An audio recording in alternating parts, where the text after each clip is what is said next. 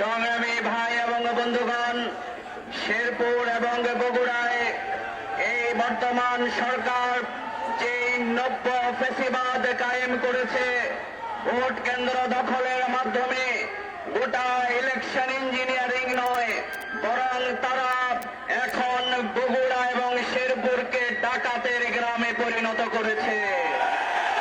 তাই তার প্রতিবাদে এখন আজকের এই মিছিল পূর্ব সমাবেশে সভাপতিত্ব করবেন বাংলাদেশ জামাত ইসলামীর কেন্দ্রীয় নির্বাহী পরিষদের অন্যতম সদস্য, বাংলাদেশ ইসলামী ছাত্র শিবিরের সাবেক সংগ্রামী কেন্দ্রীয় সভাপতি, ঢাকা মহানগরে। আপনারা এটা বাস্তবায়নে গড়িমসি করছেন এবং গতকালকের এই বিএনপির অধীনের নির্বাচন বাংলাদেশের মানুষ আবার প্রমাণ পেয়েছে দলীয় সরকারের অধীনে সুষ্ঠু নির্বাচন হতে পারে না। দ্বিতীয় যে কথাটি বলতে চাই, বিএনপি সরকার তাদের ৩১ দফার ভিতরে বিচার বিভাগের স্বাধীনতা চেয়েছিল। বিএনপি সরকার তাদের ৩১ দফার ভিতরে রাষ্ট্র সংস্কার, সংবিধান সংস্কার কমিশন চেয়েছিল, কিন্তু করার মাধ্যমে তারা ইলেকশনের আগে বলেছিল আপনারা হায়ের পক্ষে রায় দিবেন, কিন্তু আসলে এই মুনাফিকদের চরিত্রের মধ্যে আসলে নাই ছিল এবং এর মধ্য দিয়ে প্রমাণিত হয়েছে তারা বাংলাদেশের ৭০% মানুষ মূলত দাঁড়িপাল্লার পক্ষে, জামাত ইসলামীর পক্ষে, 11 দলীয় জোটের পক্ষে রায় দিয়েছিল। এটি আজ দিবালোকের মতো পরিষ্কার হয়ে গেছে। সুতরাং ৭০% মানুষের বিরুদ্ধে অবস্থান গ্রহণ করে আপনারা বেশি দিন ক্ষমতায় টিকে থাকতে পারবেন না। হয়তো ভাবছেন আইন বা আপনারা পরিবর্তন করছেন, আপনারা আজকে শেখ হাসিনা ব্যতীত আপনারা সব কিছুই আগের মতো রেখে দিয়েছেন, কিন্তু শেখ হাসিনা ফ্যাসিস্ট খুনি ভারতকে সাথে নিয়ে জনগণের বিরুদ্ধে খুন খুন আইন তৈরি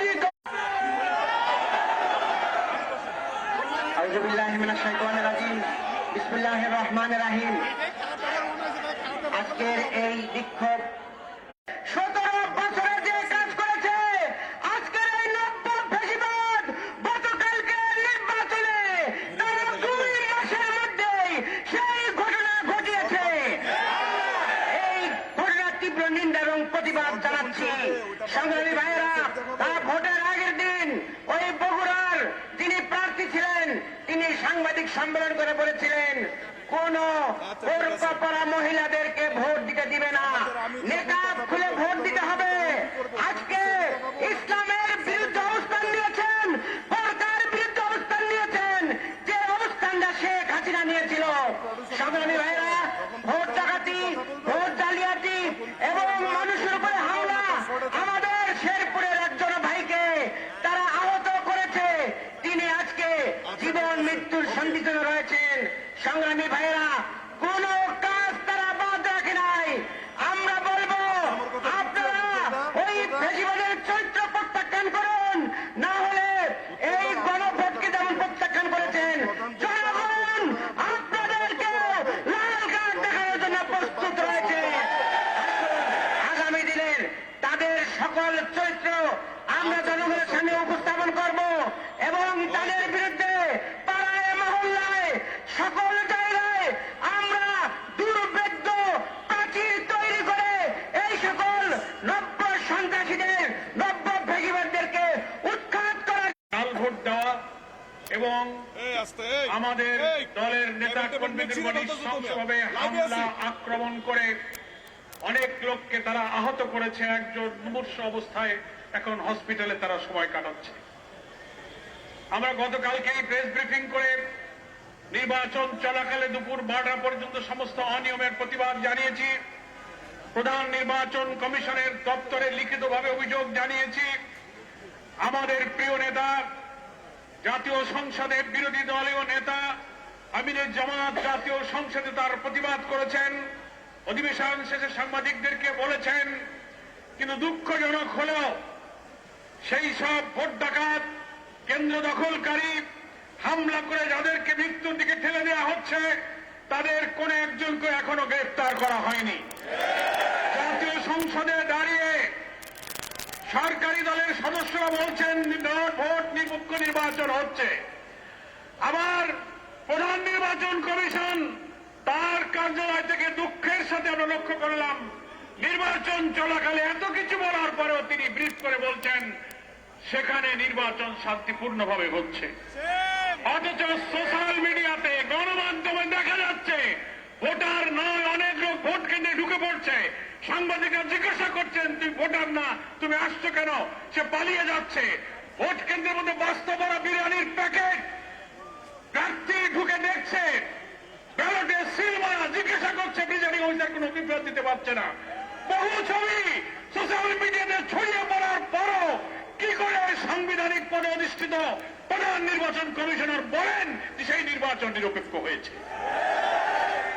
আমরা এর তীব্র নিন্দা জানাই।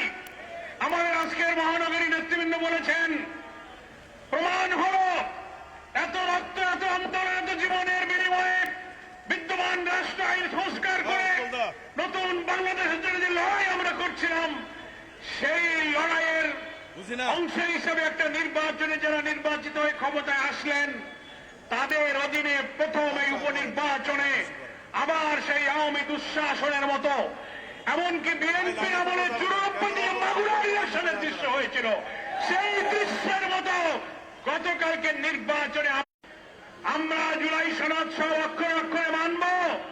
আবার গণভোট বাতিল করার জন্য সংসদ অর্ডিন্যান্সকে আপনারা সেখানে পাস করতেছেন। আপনারা সংবিধান সংস্কার আদেশ রাষ্ট্রপতির মানেন না, সংবিধান সংস্কার পরিষদ মানেন না, গণভোট এবং তার ফলাফল মানেন না। তাহলে তো মাননীয় প্রধানমন্ত্রী, স্বরাষ্ট্রমন্ত্রী, আইনমন্ত্রী যারা পার্লামেন্টের ব্যাপারে কথা বলছেন, একটা কথার জবাব জাতির কাছে দেন। পার্লামেন্টে দাঁড়িয়ে বলুন, আপনারা যে গণভোটে হার পক্ষে ভোট দিতে বলেছিলেন, জনগণ, আমরাও তো বলেছিলাম জনগণ 5 কোটি ভোট দিয়েছে। বর্তমান প্রধানমন্ত্রী নির্বাচনের আগে শহীদ আবু সাইদের কবর জিয়ারতে গিয়ে যে বলেছিলেন যে হ্যাঁ আপনারা গণভোটে হার পক্ষে ভোট দেন, আমরা বিশ্বাস করি প্রধানমন্ত্রী নিজে যেহেতু হার পক্ষে ভোট দিতে বলেছিলেন, তাহলে প্রধানমন্ত্রী নিজেও হার পক্ষে ভোট দিয়েছেন। হার পক্ষে ভোট দেওয়ার অর্থ হল 84 লক্ষ মতের জুলাই সনদের পক্ষে আপনি ভোট দিয়েছেন, সমস্ত সাংবিধানিক সংস্কারের পক্ষে আপনি ভোট দিয়েছেন। স্বরাষ্ট্রমন্ত্রী যদি আপনি হার পক্ষে ভোট দিয়ে থাকেন, তাহলে আপনি জুলাই সনদের পক্ষে ভোট দিয়েছেন। গণভোটের ব্যালটে কোনো নোট অফ ডিসেন্ট ছিল না, সমস্ত সংস্কারের বিষয়গুলো গণভোটে ছিল। 5 কোটি মানুষ ভোট দিয়ে আপনাদের নোট অফ ডিসেন্টকে বাতিল করে খারিজ করে দিয়েছে। আপনারা পেয়েছেন 50-51 বার ভোট, আর গণভোটে জুলাই সনদের পক্ষে দিয়েছে 70 ভাগ ভোট। একটা বৈঠকে, একটা ভোটে যারা বেশি ভোট পায় তারাই বিজয়ী হয়, যারা কম পায় তারাই পরাজিত হয়। 50-এর কাছে 70 বিজয়ী হয়েছে। বিজয়ী যারা হয় তাদের সিদ্ধান্তই চূড়ান্ত হয়। আপনারা 8-10টা পয়েন্টে নোট অফ ডিসেন্ট যদি দিয়েও থাকেন, সেইটা ঐক্যমত্য কমিশন গণভোটের ব্যালটে কার্যকর করবে। এটাই সংকটের সমাধান হবে।